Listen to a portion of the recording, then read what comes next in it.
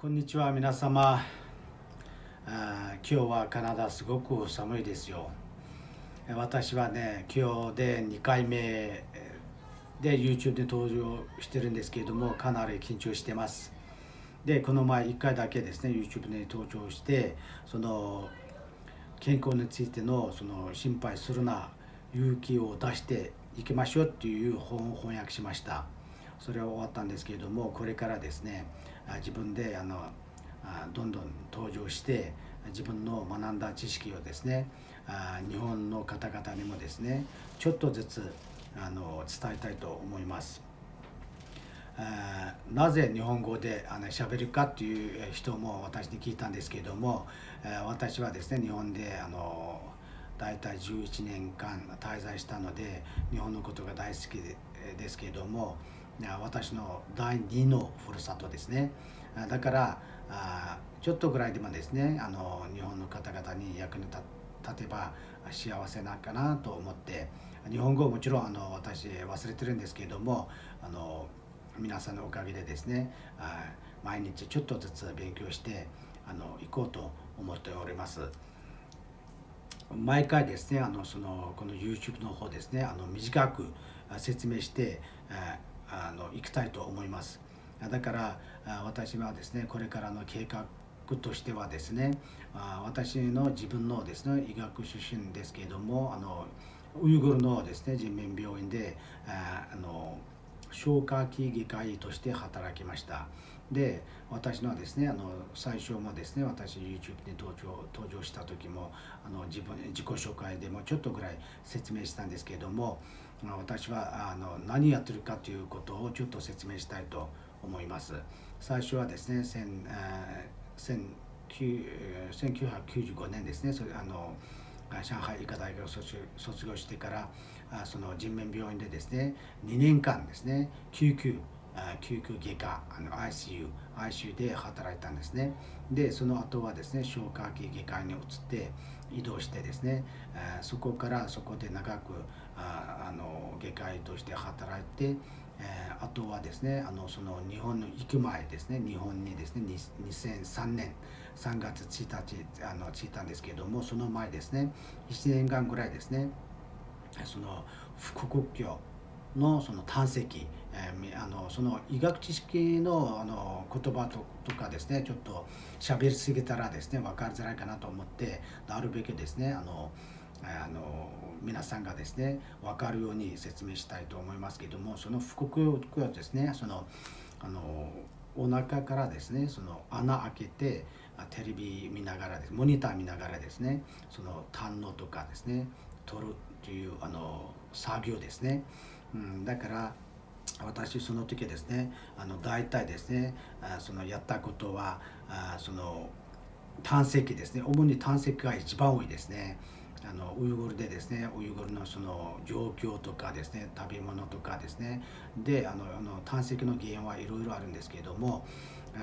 その胆石がですね、毎日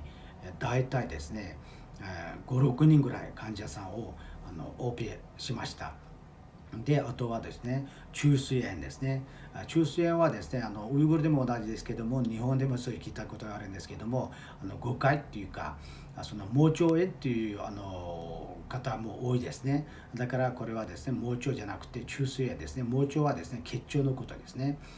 だからあとはですね、胃の手術、胃の半分とか3分の2とか切除するとかですね。あとはですね、肝臓と肺のその気中、吸虫っていうのはですね、寄生虫のことですね。だからウイグルでそういう病気も多いから、その手術とかですね、あとヘルニアとかですね、あとはですね、その消化器外科医でですね、我々のその病院でですね、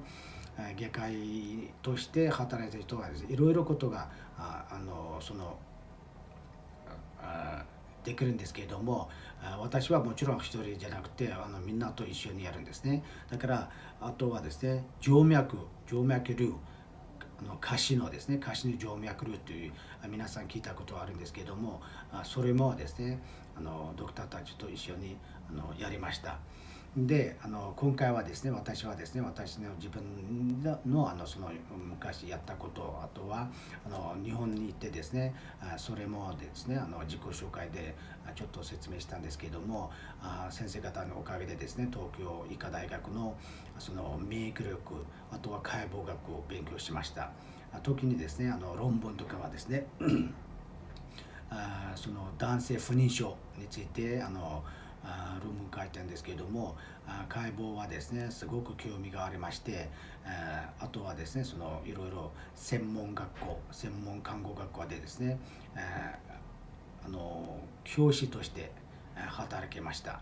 でこのカナダにですね2010年、来まして、今ちょうど英語とかですね、英語はすごく苦手なので、ちょっとずつしょうがないから勉強しています。だからこれからですね、私自分の専門、消化器外科医のその全般としてですね、次回から全般としてちょっとずつですね、食道から胃ですね、胃から腸とかですね、いろいろ説明して、もちろんこれは授業じゃなくて、授業はですねちょっとぐらい分かりやすいふうに説明して、その予防とかですね、あとは実例ですね、私が見たこととかですね説明したいと思います。で私もここに来てからいろいろですね勉強しながらですね英語の勉強しながら、今も医学のですね自分の専門をですねすごく大好きなので、これからもですねその自分で今まで勉強したものをですね皆さんに伝えておきたいと思います。でもう一点ですけれども、最後はですけれどもFacebookとかでですね皆さんに友達勝手にですね、ごめんなさい、勝手に友達リクエストしたんですけれども、日本のみんなもちろん私の知り合いの知り合いとかですね、私の友達リクエストですねアクセプトしていただいた方にですね本当にありがとうございます。でこれからもですね私にですねいろいろコメントしたりとかですね質問したりしたらですね、私もなるべくですね自分の分かる範囲でですねみんなにですね答えて、あとはですね自分が分からない範囲であれば私もですね周りにいろいろですねドクターたちの友達がいるので、自分も調べてなるべくですね答えるように努力します。どうもありがとうございました。最後もう一点ですが、私はですね日本でその大学院の時代でですね、先生のおかげでですね1週間1回、いろいろ看護専門学校で解剖学、内科学全般、あとは精神医学校全般を教えました。で最後はですねその卒業してから2012年から2013年ですね、で新宿のあるその首都医科で